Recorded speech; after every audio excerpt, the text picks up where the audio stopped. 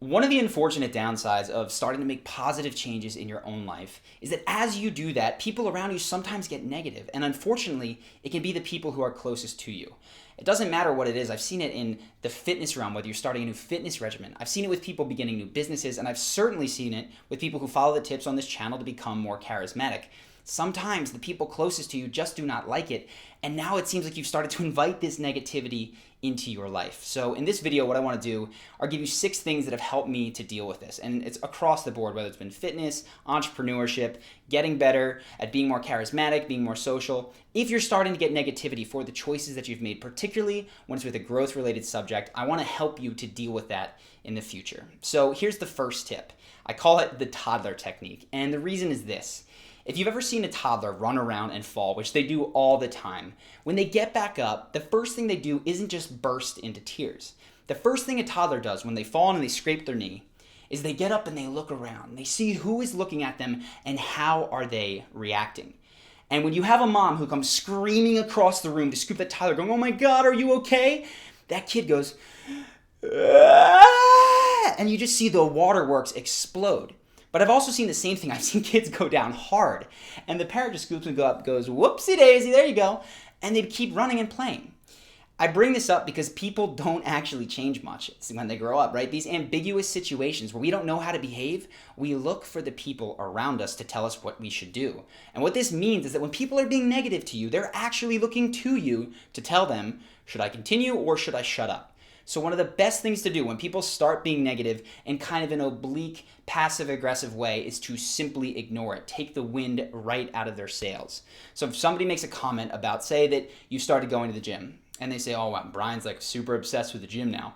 A really easy thing to do is shoot them a glance, go back, if there's someone else, talk to them, and bring up a completely different subject. And if they say that, you can look at them or continue on with whatever it is you're doing, whether you're walking. Ignore that thread. Now, one of the things that you might be tempted to do is to realize that there's an attack underneath it.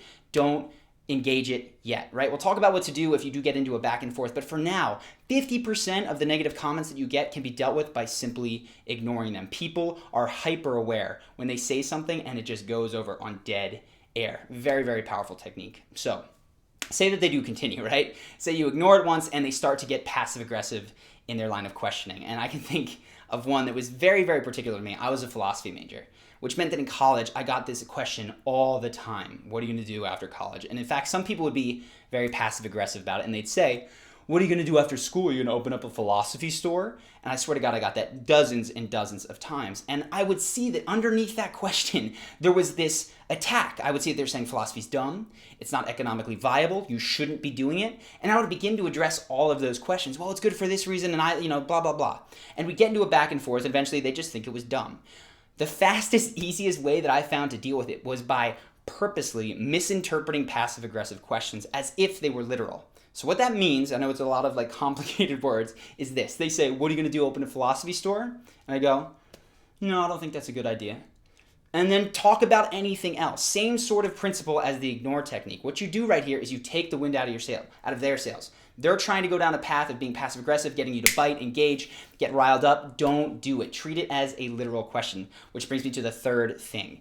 If you have done this kind of stuff, what you're going to see is that people now are either going to be direct or they're going to back off. If they back off, great. But what you might have done now is invited a direct conversation about why they think you're vain for doing fitness, or why they think philosophy degrees are stupid, or why they think your business is going to fall flat on its face. Great.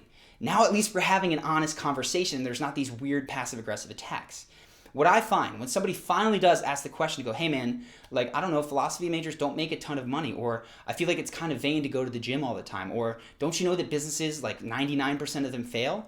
Now you can have an honest conversation. What I recommend here is a little bit backwards because a lot of people oftentimes try to be really strong and they have a ton of conviction here, which is good. Conviction is great, but I want to add a nuance to that, and that is to be vulnerable.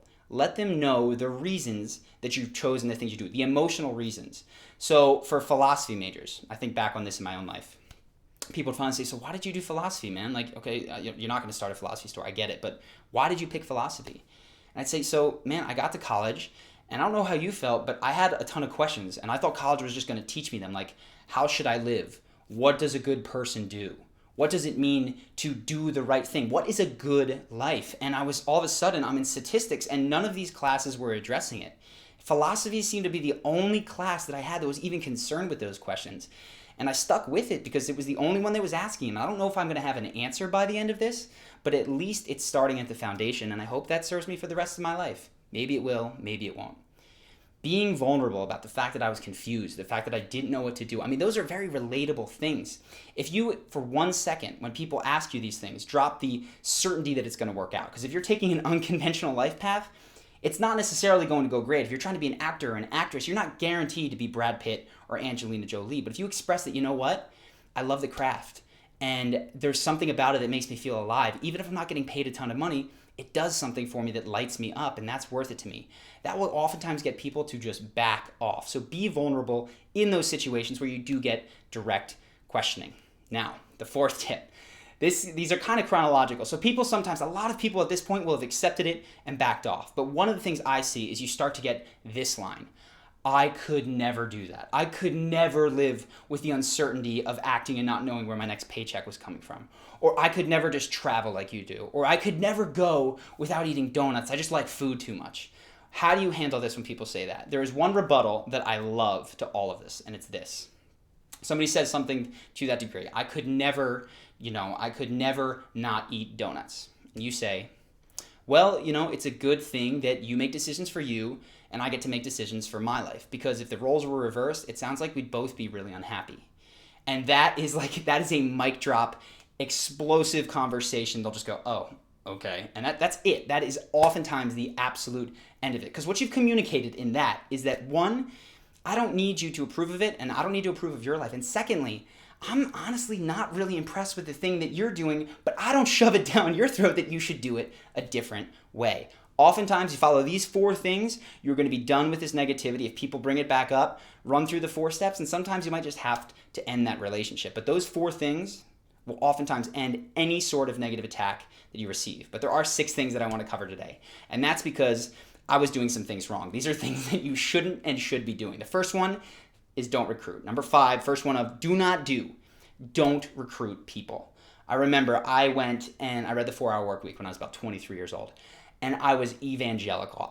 Everyone had to read this book. Everyone had to start a business. They all needed muses. They all needed to quit their jobs. Everyone had to read the whole thing. And I would get into arguments with people about whether or not it could work, about whether or not Tim Ferriss was just making shit up, if he'd actually done it, if the case studies were real. And I debated for hours and hours and hours. And at the end of it, we never agreed because I hadn't proved anything. When I finally shut up and worked on my business and built it, ironically, now that I've stopped telling people that they need to read the 4-Hour Workweek, I get asked more often, hey man, what book should I read to change my life, to start doing the things that you're doing? And I tell them, go read the 4-Hour Workweek. So you can't be a recruiter. When you find your path and you found it, I know that there's this temptation that you want to take your friends, your family, the whole damn world along with you into this new wonderful thing.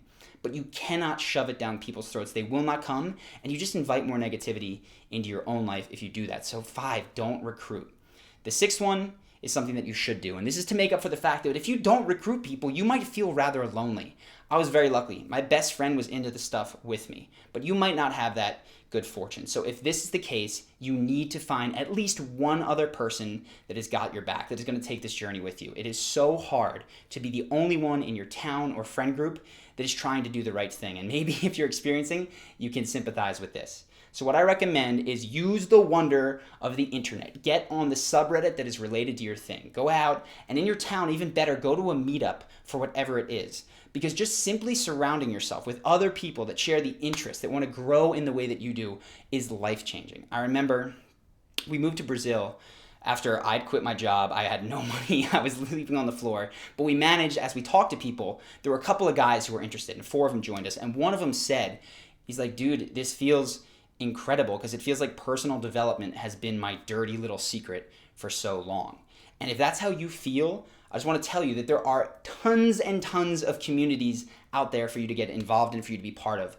And the most powerful thing is not just to have online friends, but to go to the meetup, participate in it. We actually started a New York personal development meetup out in New York City. If you want to go do that, I think it still exists and you can do it there. So go find your tribe. One other person is going to make you feel like you're not crazy. and that can mean all the difference. So I hope that you found these tips helpful. I know that at the time when I was starting, I would have appreciated these myself. And if you do find yourself in that situation where you're the only person out there who's trying to get fit while your friends just smoke weed, you're trying to start a business while everyone else thinks you need to be a corporate drone, know this: you are on a solid path. Other people have done it. There are people out there who will help you, and you're not alone. So I hope this helps, and I'll see you in the next video.